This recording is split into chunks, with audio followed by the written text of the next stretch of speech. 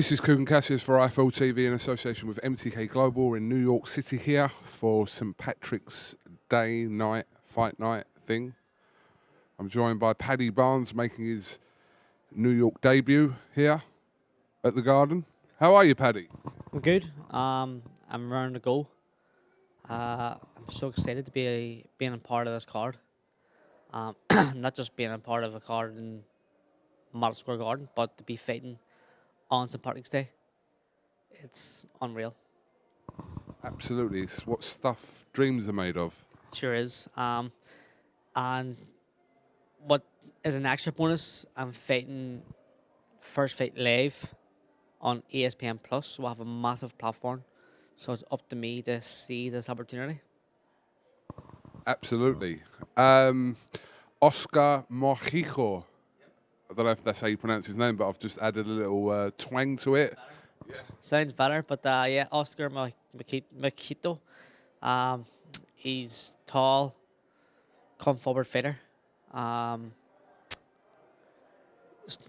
been watching him. Actually, I only really watched him this morning. But I think obviously he's a lot slower than me. I'm a fast fighter. His feet work slow, so I'm hoping for a good performance. Seems tough, but we'll see what he's made of tonight. Is this the first kind of steps now towards rebuilding towards another world title shot for you, Paddy? Yeah, definitely. It was unfortunate I didn't get the fight in Manchester. But to be honest, it turned out a good thing. Didn't fight in Manchester because of a bad hand. But now I'm fit, ready to go, and a big plan for myself this year. You know, get the win here. Go for a 10-rounder. You know, someone higher ranked than myself in one of the governing bodies, and go for a world title as soon as possible. See how it goes again. Is there a specific route that you're kind of chasing with a specific governing body? Well, I would like to get a title, like something like the IBF title, because ultimately the WBC title is what I want. Charlie Alberts has it. If that fight came, I would take it straight away. But I think it would be an even bigger fight if it was a unification fight. But I will just take the fastest one, like whoever comes quickest to me. The Alberts fight could be a bit easier to make because both NTK. So I'm hopeful we'll get either or.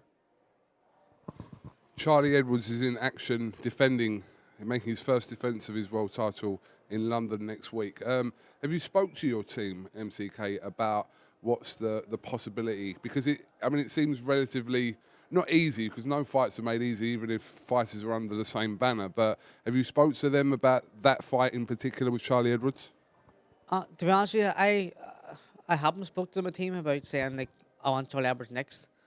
I've said to my coach, Donny Vaughan, who obviously talks to the management team on my behalf. But my team already know. I don't need to say to them. Like, to know that I want to be a world champion. I want to fight for a world title. And I've said before to everyone, including yourselves, that, you know, I'll fight any world champion. And Charlie Edwards has a world title. So, like, I want to fight him because he's a world champion. If he wasn't world champion, I wouldn't want to fight him, like, because why would I want to know? What's the point? In the past, you've been quite heavily kind of against even talking about both the Edwards brothers. But like I said, if Charlie has, which he does, a world title, then that's of direct interest to you. Yeah, I've said before that I wouldn't want to fight either of them because they bring nothing to the table for me. No one knows them. I says unless they had something I wanted. Charlie does. He has something nearly every flyout wants at the minute. The WBC title, which is the best. So he has something I want now. And you know, there's history are behind each other. It's Ireland versus England. Oh, it's the fight sells itself. It'd be a great fight. The Ireland and England thing would be a great start-off selling point. And again, I know we've spoken about this in the past, and you've kind of voiced your opinion about Charlie's brother Sonny, but I'm assuming from your point of view that fight wouldn't have any interest to you. Definitely not. He offers me nothing. Really, Sonny is a good boxer, but like he has nothing that I want. You know what I mean? Like for me, fighting something out there, it's giving him an opportunity, make a name for himself.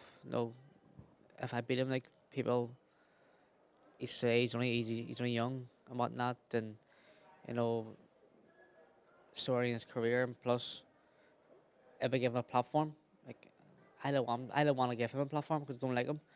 I actually don't want no one to fight him from the UK, so he'll just run away in people's undercards.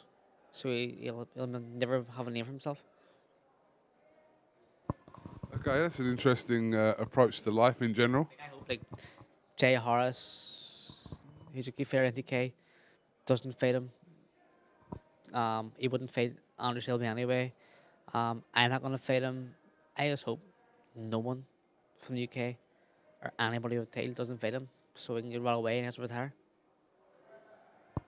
That sounds very personal. You want him to be frozen out. I just want to be because him and his brothers talk so much shit. Saying I'm a scar, I'm ducking them. Like I've never been offered to fight Sonny Edwards, but I'll tell you now, I'll never fight him anyway because he has nothing for me. No, I don't aspire to be. I don't aspire to beat Sonny Edwards. I aspire to be world champion. I aspire to beat his brother because he's a world champion. But other than that, it's maybe I'll fight no one. Like really. Well, like I said, before any talk of any kind of world title fight, you've got a job to do today in New York. If I don't win, like I need to. Not only do I need to win, I need to look good too because winning's not enough anymore. It's about looking good, seizing opportunity, and getting people to stand up and take notice. Some of my early performances in my career have been not great. I was adjusting to the pro game, but I think when I fought Craziata in my fifth fight, I was starting to get used to it, and I thought in the Rosales fight, I was doing good. I was still early in the fight, only fourth round. I was still working out hard. I was going to approach the fight in the mid rounds later on, but he cut me a great shot, and I would have put any boxer down, like, you know what I mean? So I can't take much from that fight because he cut me a great shot, and it's boxing, it's gonna happen. Did you watch Spence and Garcia last night? No, the boys went to the bar to watch it, but I tried to stream it on my phone, and I watched like the first 4 rounds on and off, and like Spence was too big, and I was rooting for Mickey. Mickey, I can't call Mickey because he's a legend. Spence is good, but I just like Mickey Garcia better. I still like him better. Yeah, I think the apparent weight difference was obviously a huge factor, and I mean you struggle to probably give him more than a round or two at best yesterday. From what I've seen and what I've read, he got no rounds at all. Like so, feel bad. He had a great record going into the fight. 4 division world champion. I would love to see him do it, but this one for him, was it? But he dared to be great, like me in my 6th fight, and guess what? Never happened. Always dare to be great, Paddy. Darren Till suffered a devastating defeat last night, fellow MTK stablemate.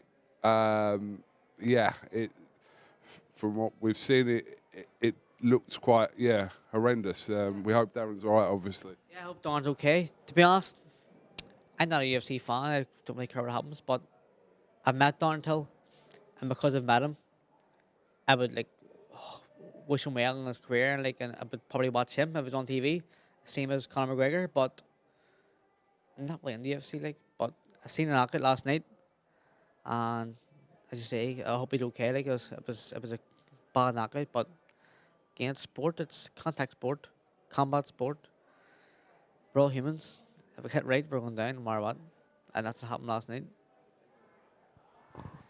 Paddy, I just want to finish off by talking about ESPN's huge deal with MTK Global, which was announced over the last week. What are your thoughts on that? Huge and great for the MTK fighters to be shown across the US platforms. Yeah, it's unbelievable. Like ESPN is massive. Like ESPN Plus has like 5 million subscribers, and I getting the chance to fight on tonight. The first live fight, ESPN Plus.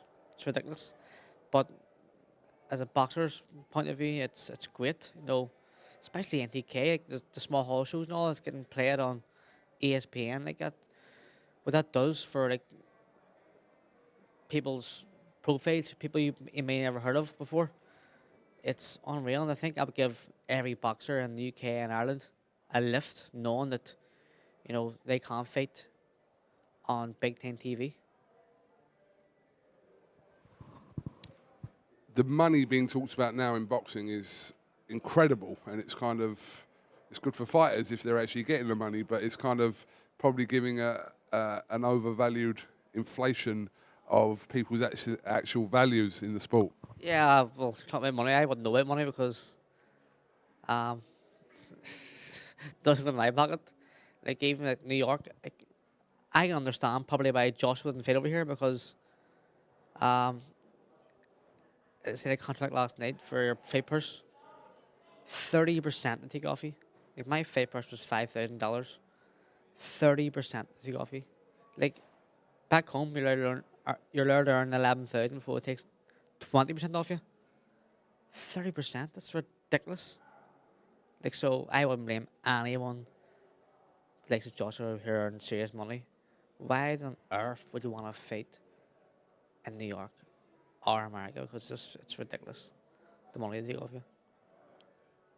Well, I'm sure there's other reasons why obviously fighters do want to fight.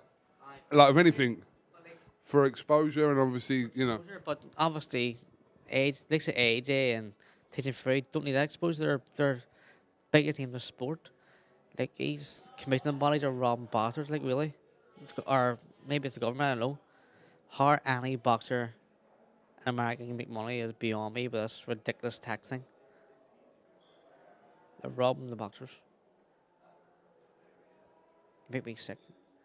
I'm actually firing up here because I'm annoyed of them. Does anything else make you sick in the sport? Actually, no, don't actually answer this. This could be opening up a whole can. No, nothing I can think of off the top of my head, to be honest with you. I don't hit anyone anymore, you know. Like, I'm a nice guy now. I don't hit no one. Not that I did. You've just been talking about certain boxers that you don't like, so yeah. Don't like, but I didn't say I hated them. Hate's a different word.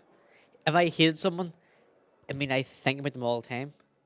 There are people I don't like and I don't care about, and you know what I mean, they're nobodies and never will be anything to me. Paddy Barnes, thank you very much for talking to IFL TV. Unless you have anything else you'd like to add, I'm just going to wish you the best of luck for tonight. I will be there somewhere shouting your name, Team Barnes. Team Barnes. And just, if you want to fit in, just tell me you're Irish. Half of New York, all different races, religions, colours, all say they're Irish today, and they're all talking shit. Tell them I'm your cousin. You're my cousin. No, we look like each other a bit, like, if you think about it. Obviously, anyone that knows us knows that that's very accurate. Yeah, we're extremely accurate, you know. We're like twins. Paddy Barnes, good luck tonight, and we'll catch up with you after the fight tonight. Thank you, Kugan.